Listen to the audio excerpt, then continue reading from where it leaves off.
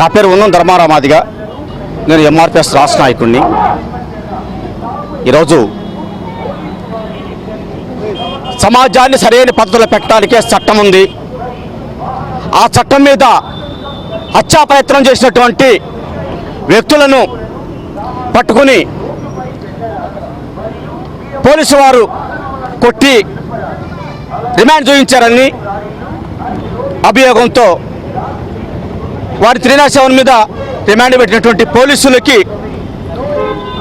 ఆ యొక్క ముద్దాయిల కుటుంబాలను పరామర్శించడానికి వచ్చినటువంటి జగన్మోహన్ రెడ్డి గారు, అంటే పరామర్శించడమే కాకుండా ఆ కుటుంబాలకి ఒక్కొక్కరికి 10 లక్షల చొప్పున పరిహారం ఇవ్వడానికి కూడా జగన్మోహన్ రెడ్డి గారు వచ్చారంటే జగన్మోహన్ రెడ్డి గారి యొక్క దిగజారుడుతనం ఏ విధంగా ఉందనేది ఈ రాష్ట్ర ప్రజలకు ఒకసారి తెలియజేయాలనే ఉద్దేశంతోనే తెనాలి ప్రాంతంలో నీకు అడుగుపెట్టే అర్హత లేదు జగన్మోహన్ రెడ్డి, తెనాలి ప్రాంతం నుంచి గోబ్యాక్ చెప్పడం కోసమే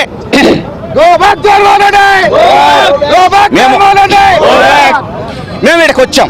అయితే విషయం ఇదే, జగన్మోహన్ రెడ్డి హయాంలో 2019 నుంచి 2024 వరకు ఈ రాష్ట్రానికి ముఖ్యమంత్రిగా వ్యవహరించినటువంటి జగన్మోహన్ రెడ్డి హయాంలో 2022 మార్చి 20వ తారీఖున 2022 మార్చి 20వ తారీఖున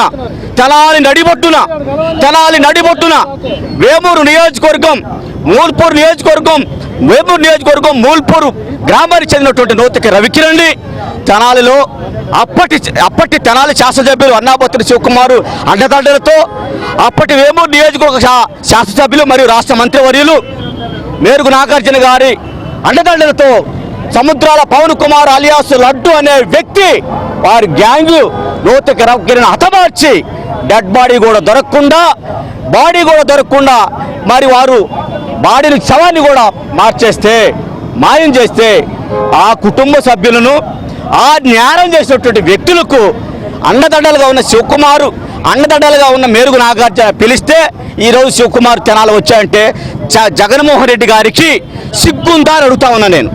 సిగ్గుందా అంటే జగన్మోహన్ రెడ్డికి రౌడీ షీటర్లు మనుషులు చంపేవాళ్ళు మాత్రమే కావాలని, మనుషులు చంపేవాళ్ళు హతమార్చి డెడ్ బాడీలు కూడా దొరకకుండా చేసేవాళ్ళే కావాలి, గంజాయి అమ్మేవాళ్ళే కావాలి, ఆడవాళ్ళని రేపు చేసేవాళ్ళే కావాలి, ఆడవాళ్ళని అత్యాచారం చేసి హత్య చేసేవాళ్ళే కావాలి జగన్మోహన్ రెడ్డి గారికి అని చెప్పి ఈ ఉదంతం ద్వారా తెలుస్తూ ఉందని చెప్పి మీరు ప్రజలకు అర్థం అవుతా ఉంది.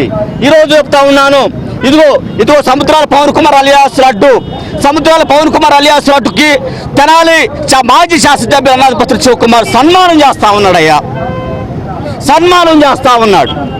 తెనాలి మాజీ శాసనసభ్యులు అన్నాబత్తుని శివకుమారు సముద్రాల పవన్ కుమార్ నూతక రవికిరణ్ మర్డర్ చేసిన లడ్డుకి సన్మానం చేస్తూ ఉన్నాడు.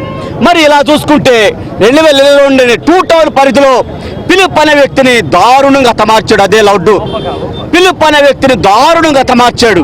2 టౌన్ పరిధిలోనే పోలీస్ స్టేషన్ ఎదురుగానే హతమార్చాడు జగన్మోహన్ రెడ్డి లడ్డు అనే వ్యక్తి. వీళ్ళని పరామర్శించడానికి జగన్మోహన్ రెడ్డి వస్తున్నాడు. మరి జగన్మోహన్ రెడ్డి గారు ఈరోజు పరామర్శించడానికి వస్తున్నటువంటి వ్యక్తి, మరి ఆయన హయాంలో జరిగినటువంటి ఆగడాలు, మర్డర్లు, శిరోమండలాలు, యూరిన్ నోట్లో పోసి అవమానించి చంపేసినటువంటి ఉదంతాలు ఆయన పరిపాలనలోనే ఉన్నాయి. ఇంకా ఏ పరిపాలనలో కూడా నా వయసు ఇప్పుడు 60 సంవత్సరాలు వస్తానని నేను ఇంతవరకు చూడలేదు. జగన్మోహన్ రెడ్డి హయాంలో జరిగినటువంటి దుర్మార్గాలు ఒక్కసారి ప్రజలు చూడవలసిందిగా కోరుతా ఉన్నాను. ఇదిగో ప్రత్యక్షంగా శివకుమారు ఇదిగో లడ్డుని ఏ విధంగా సన్మానిస్తున్నాడో ఒకసారి చూడండి. ఆ రోజు లడ్డు అనే వ్యక్తిని చుండూరు పోలీస్ స్టేషన్లో సరెండర్ చేసినటువంటి ఒక ప్రముఖ లాయర్ గారు కూడా పక్కనే ఉన్నారు. ఒక్కసారి గమనించండి ప్రజలారా, ఈ రాష్ట్రం ఏ విధంగా నాశనానికి దారితీసావు జగన్మోహన్ రెడ్డి పరిపాలన, జగన్మోహన్ రెడ్డి యొక్క ప్రవర్తన తీరు ఏ విధంగా ఉన్నది ఒక్కసారి పరిశీలించండి.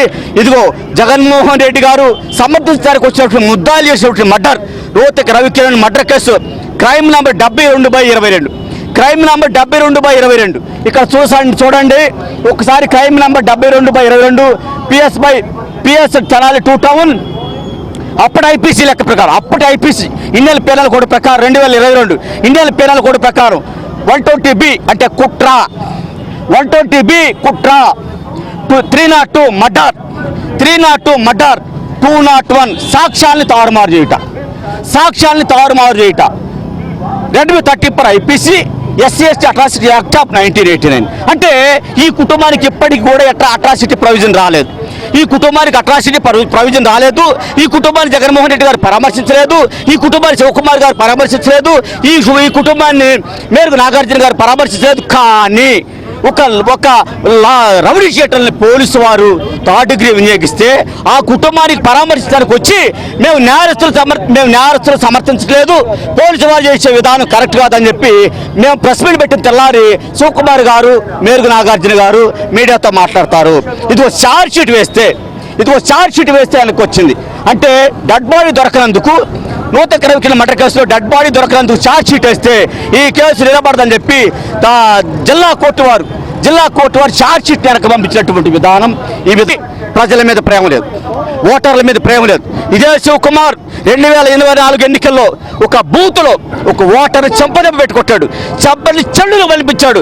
ఆ శివకుమార్ని జేబులో పెట్టుకుని వచ్చాడు. శివకుమార్ని ఈరోజు జగన్మోహన్ రెడ్డి ఆ నాగార్జున జేబులో పెట్టుకుని వచ్చాడు జగన్మోహన్ రెడ్డికి ఈ రాష్ట్రాన్ని పరిపాలించే హక్కు లేదు, ఈ రాష్ట్ర పరిపాలించే నైతిక హక్కు లేదు. అలాగే ఏ వ్యక్తిని కూడా పరామర్శించే నైతిక విలువ అతను లేదు. కాబట్టి జగన్మోహన్ రెడ్డి తెనాలి నుంచి వెళ్ళిపోవాలని చెప్పి డిమాండ్ చేస్తూ తెనాలి ప్రాంతం నుంచి జగన్మోహన్ రెడ్డి వెంటనే వెళ్ళిపోకపోతే ఉద్యమాలు ఉధృతం చేస్తామని చెప్పి తెలియజేస్తూ జగన్మోహన్ రెడ్డికి ఖచ్చితంగా మాదిగలు అలాగే దళితులు రానున్నటువంటి రోజుల్లో కూడా జగన్మోహన్ రెడ్డికి అధికారం లేకుండా శాశ్వతంగా ఇంటికాడే కూర్చోబెట్టి అతన్ని జైలుకే పరిమితం చేయాలని చెప్పి అతన్ని ఆర్థిక నేరాలు చేసినటువంటి జగన్మోహన్ రెడ్డికి రాష్ట్రాన్ని పరిపాలించే హక్కు లేదు, రాష్ట్రాన్ని పరిపాలించే అర్హత లేదు. జగన్మోహన్ రెడ్డి వెంటనే తెనాలి ప్రాంతం నుంచి వెళ్ళిపోవాలి, వెళ్ళిపోకపోతే ఉద్యమాలు ఉధృతం చేస్తామని తెలియజేస్తూ ముగిస్తా ఉన్నాను.